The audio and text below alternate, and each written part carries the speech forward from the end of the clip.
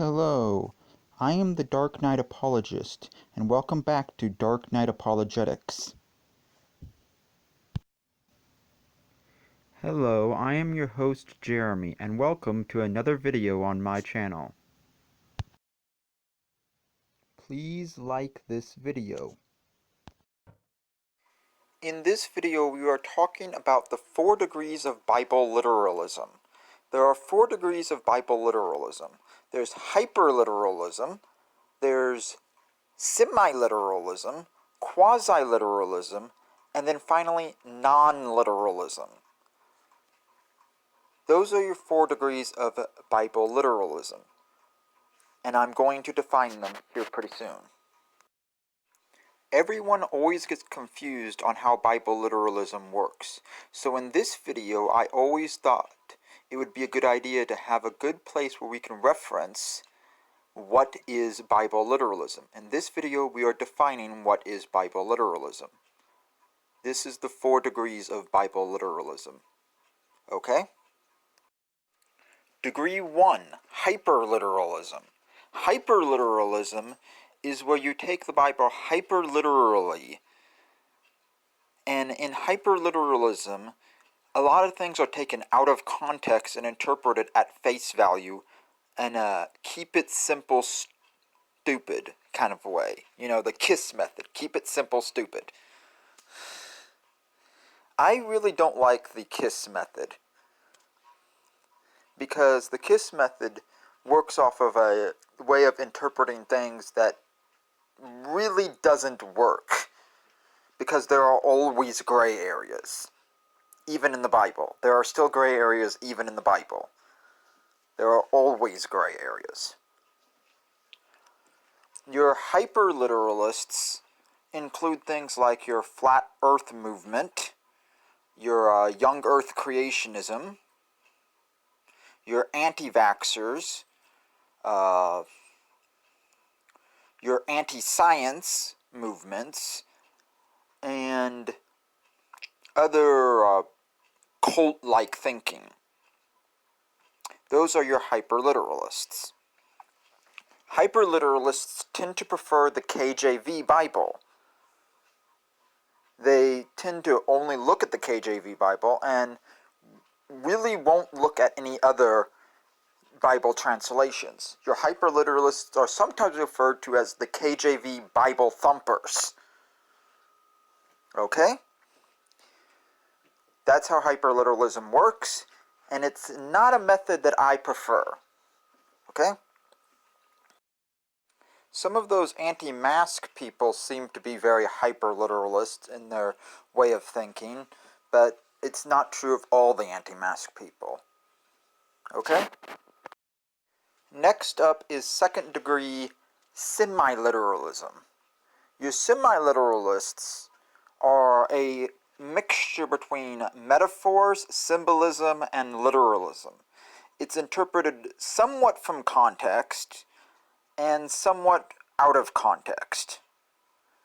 Semiliteralism is a method that employs mixing different methods of translations.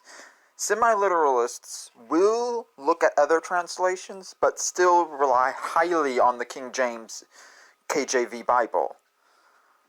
They are not so much Bible thumpers as they are ones that hold to a steady interpretation of the Bible. Your semiliteralists include more moderate young earth creationists and people that value logic and reason, as well as other groups that are more moderate in their religious beliefs. Those are your semiliteralists. Okay? Now on to 3rd degree quasiliteralism. Quasiliteralism is where I tend to land on the whole literalism area. It's the method that I usually take. It's a method that reads from context, realizing that with the Bible there originally was no chapters and verses. everything was done in context, and the chapters and verses were added on later, probably by a French printer and some guy that decided to try and add chapters and verses to the Bible. The chapters and verses were not originally there, but we did originally have the book divisions. The book divisions were originally there. But recognizing this, you can interpret everything in context, and everything has to stay in context in order for it to actually make sense. Don't take things out of context. That's what quasi-literalism relies on. It relies on keeping things in context, recognizing that there are metaphors, and recognizing that there is symbolism in the Bible, and recognizing that there is non-literal ways of looking at things. Everything is interpreted in context. We do not take things out of context in quasi-literalism.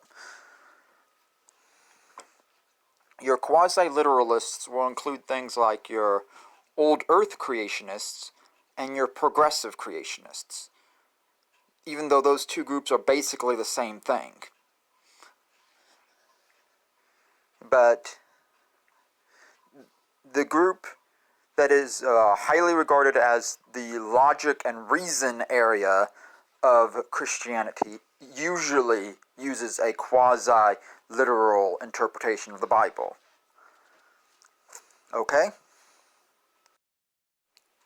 And finally, you have your fourth degree, known as non-literalism. This is your one that basically disregards all forms of literalism, and only falls under here because, well, it's the remainder catch-all category. And non-literalism uses only metaphors, only symbolism, only figurative language, no literalism whatsoever. And your non-literalists will include things like your evolutionary creationists, your what are they called? Theistic evolutionists, and other more moderate religious people, and people that highly regard logic and reason and try to keep their religious beliefs separate from their logic and reason. Those are your non-literalists. Okay?